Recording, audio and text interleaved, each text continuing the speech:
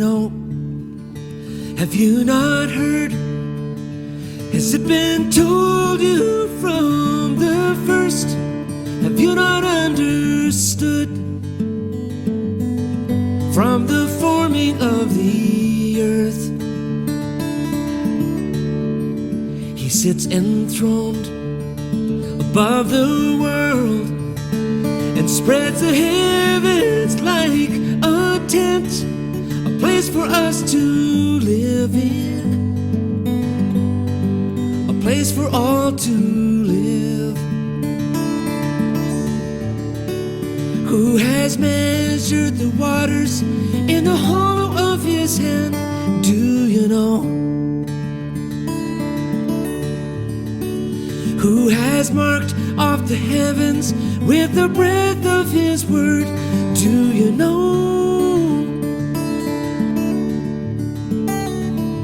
Comfort my people, comfort my people, says the Lord. He brought out the starry host. One by one He called them by name. What do you still complain? That He doesn't know your ways? Lift your eyes and look to see who created all of these, and never more complain that He doesn't know your ways.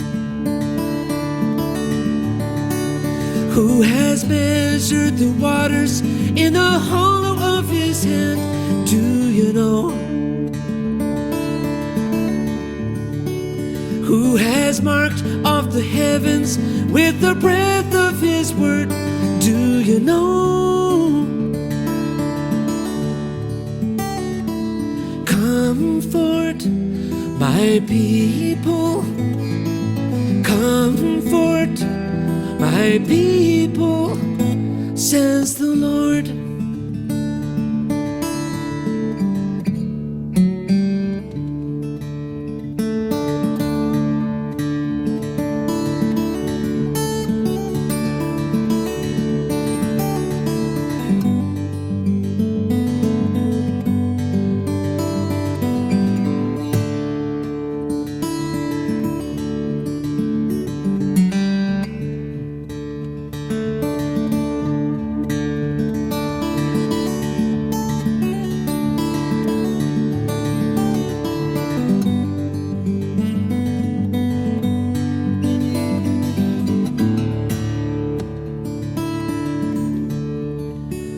Who has measured the waters in the hollow of His hand?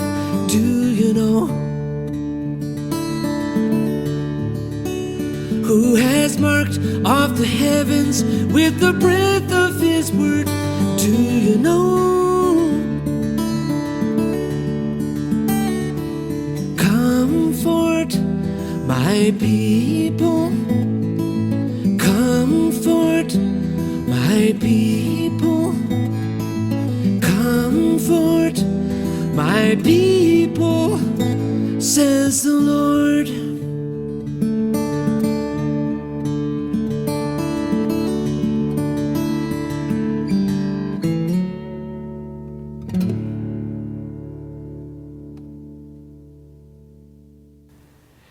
Hey folks, welcome to today's mini booth gathering. This one's a little bit different, so a word of explanation. For those of you that might not have recognized the singer that we were just listening to, that's my buddy Steve Bell. And this is the first of a kind of, I'm going to call it a mini-series that is comprised of excerpts from a more extended conversation between Steve and I. Most folks that know Steve know him as a multi-Juno award-winning singer-songwriter, somebody that has over 20 albums, 3 concert videos, 5 songbooks, a 30-plus year legacy of making beautiful, deep music that has provided inspiration and joy and solace for spiritual pilgrims all over the world. What a lot of people don't know is that Steve is an author of more than lyrics and music. In 2018, Steve released a project called Pilgrim Year, which included an album, but also a 7-book set that offers kind of a lovely, accessible guide into the ancient and rich terrain of Christian practices surrounding the liturgical year. And this was that project.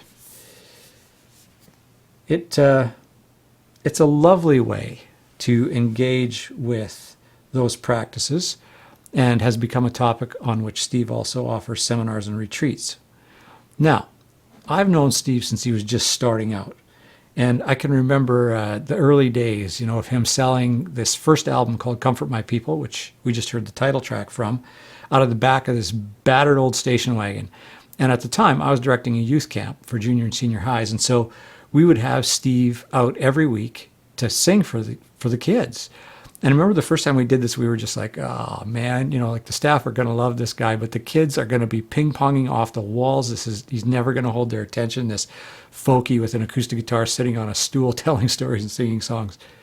But no, they were absolutely mesmerized. It was just like pin drop quiet in there for his whole concert every week. And when I had that experience, I felt like, you know what, there's something bigger and really special going on here. And that has proven to be the case. Now, somewhere along the way, Steve's path and mine kind of intertwined, and we ended up working together full-time for 5.5 years, during which, together with his label mate and album producer, Dave Zaglinski, I co-produced 20-plus concerts for Steve and most of the major Canadian symphony orchestras in Canada and some in the U.S. So we've been on the road together, among other things, and we are still dear friends. So that says something. I mentioned that in this context primarily to explain that if once in a while the conversations you're about to listen in on seem to veer into terrain that feels more casual or more intimate than a standard interview, that's why. It is also why I'm fortunate enough to know that Steve understands that these ancient Christian rhythms and practices have deep roots in suffering, including other epidemics and pandemics, and that they have some really timely lessons for us at this moment in history. So, knowing that, and with that in mind, I asked Steve if he would meet me on Zoom to chat about all of that.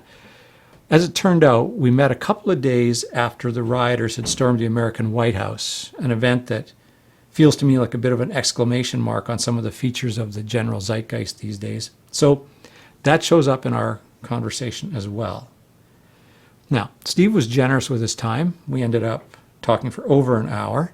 In a world of sound bites, that is a longish interview. We covered quite a bit of terrain. We didn't try to be just super narrow. Steve didn't show up with some talking points. I didn't show up with the kind of questions that I would insist he answer in some particular way.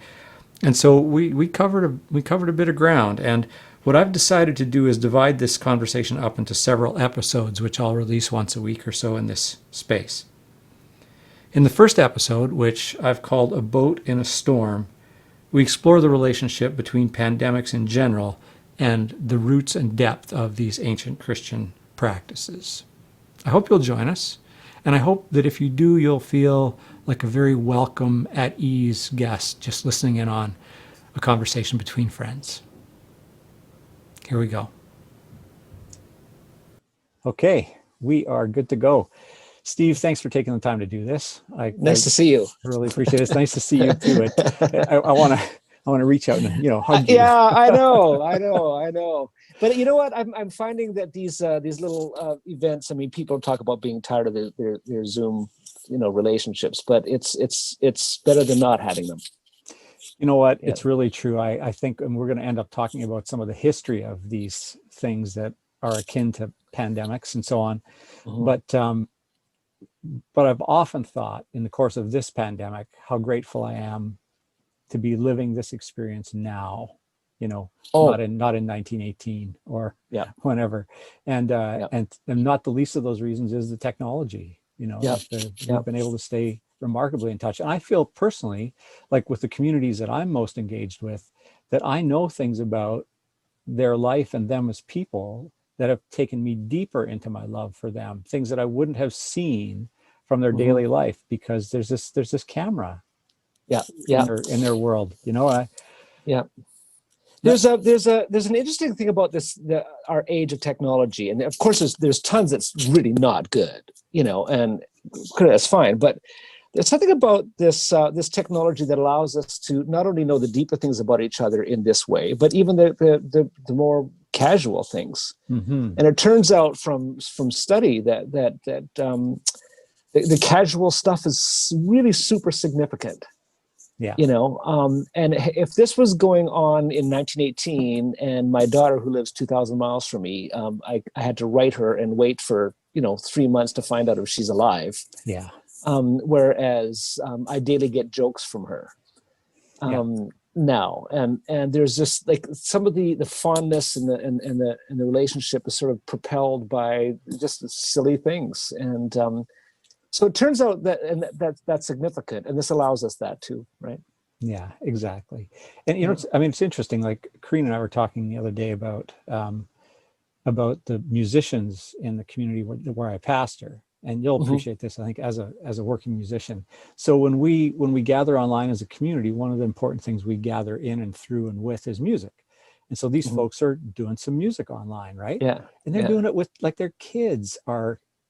They're not just in the room, but they're making music with them, or they're having a meltdown because they don't want to make music with them, or whatever. But it's like you're looking right into their everydayness.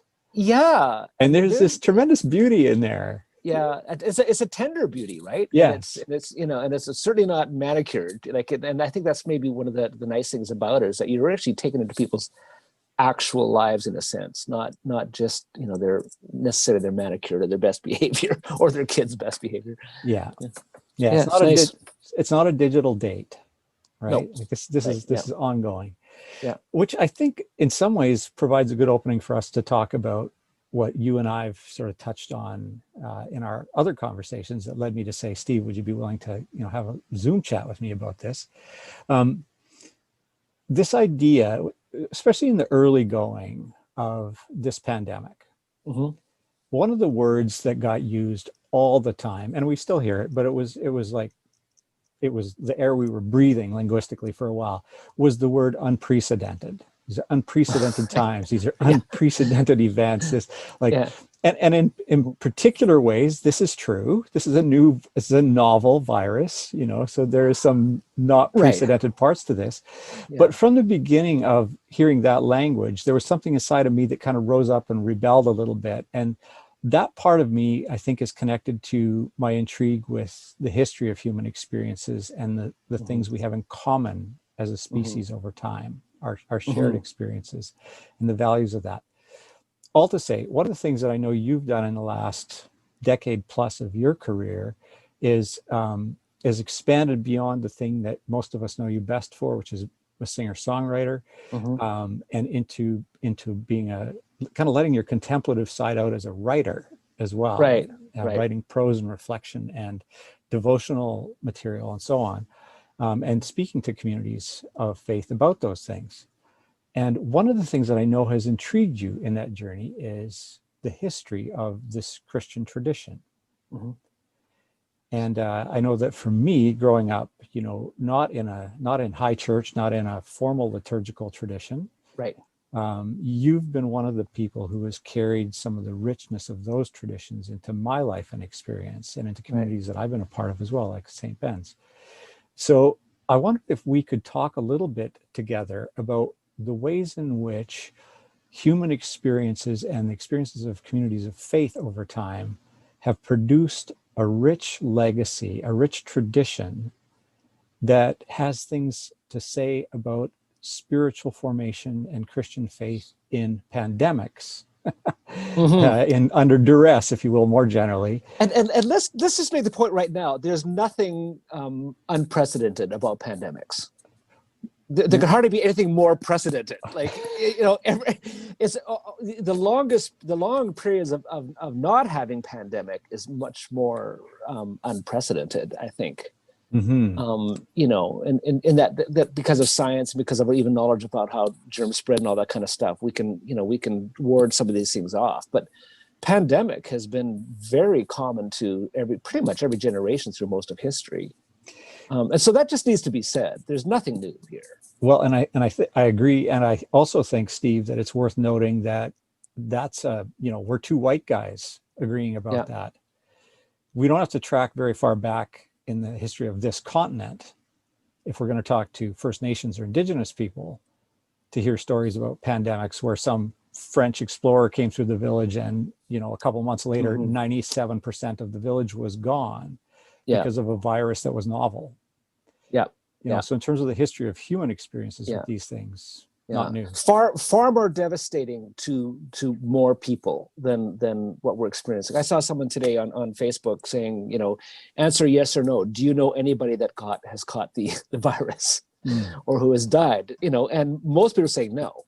Yes. Right. Like that's still, so that's rather unprecedented for a pandemic that, in most pandemics, everybody knows somebody who has died, and usually quite a few people. So, a little perspective. A little perspective. Yeah. Yeah.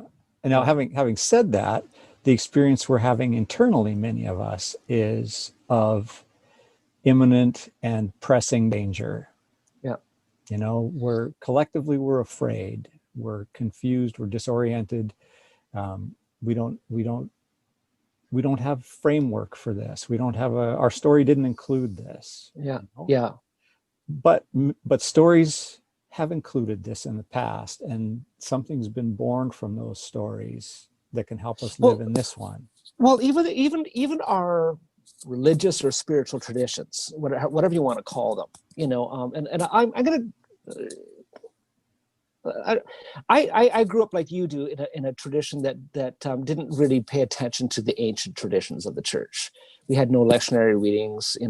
Our church calendar year was very truncated. We had Christmas and we had Easter, and not much else. Everything else was free time. We certainly didn't do Advent or Lent. That was way too Catholic, Right. And it never occurred to me back then that the two things that we did observe were truncated version of this much larger tradition. And then the question is, well, who truncated it and why? And then what happened was my dad was a prison chaplain at Stony Mountain Prison, and he befriended the Catholic chaplain there, and Father Bob McDougall, who was not only the chaplain at Drumheller or at Stony Mountain Prison, but he was also the parish priest in the town in Stony Mountain. And tiny little parish and little church, maybe, 50 people on a Sunday morning. And they had nobody to do music. And so I was 12 or 13, and he asked if I would come and do the music for their mass every Sunday. And I really liked him. He was a fun guy, and we were kind of buddies. He was like the kindly uncle the cool uncle kind of guy. And I said, sure. So I learned what I needed to learn to lead the music. And every Sunday after our chapel service at the prison, I'd go into town and do the music for the Catholic service. Now, most of it was hocus pocus to me. I was not interested in the liturgy. I thought, could anything be more boring than this? This rote thing and kneeling here and standing there. And what is all this? Why can't you just be free? Like all those kinds of things. But over time, there's a couple things that were going on for us. Our family was in a bit of crisis. My mom has suffered, anybody that knows me, my mom has suffered her whole life with mental illness. And so there's inner suffering there as a son, watching your parents. And my dad has his own issues that he had to deal with. He has struggled his whole life with the crippling depression and other things as well. So what I found myself doing is slowly, even as a young teenager, sinking into the rhythms of that liturgy without really knowing it, and finding a boat in the storm. I don't know if that's the right. You know what I mean? I found comfort over time. I found there were certain pieces of the liturgy that I realized I was actually looking forward to them. I liked it when he said this. I liked it when they rang that bell. Every time they rang the bell, something in my heart would thrill. And I couldn't tell you why. And over a period of, I think about 2 years, I fell in love with the liturgy with no language for why, and found that I craved it. Certainly not enough theological significance to appreciate, the depth of the liturgy or anything. but there was something about this tradition that felt like I think that's the right metaphor. Is boat, a boat in a storm. Now, if we look at our time in the pandemic, these liturgies were created in these times. These traditions were created by people who are going through what we're going through now, but probably quite a bit more severe. These were not created by people who had a bit of downtime, because everything's going really well. So now let's write a liturgy. These are people who were suffering terribly, who just buried their mom and had to preach this morning, whose child died last week, who themselves might be facing their last little bit. Like this was just common life. And so these traditions that got preserved, they're rooted in meaning making during pandemic, during suffering, during chaos. And so it makes sense to me that there's something in us that longs for, and again, it's not hocus pocus, it's not magic or anything like that, but longs for these sort of rooted traditions because they resonate, over time. And so they should.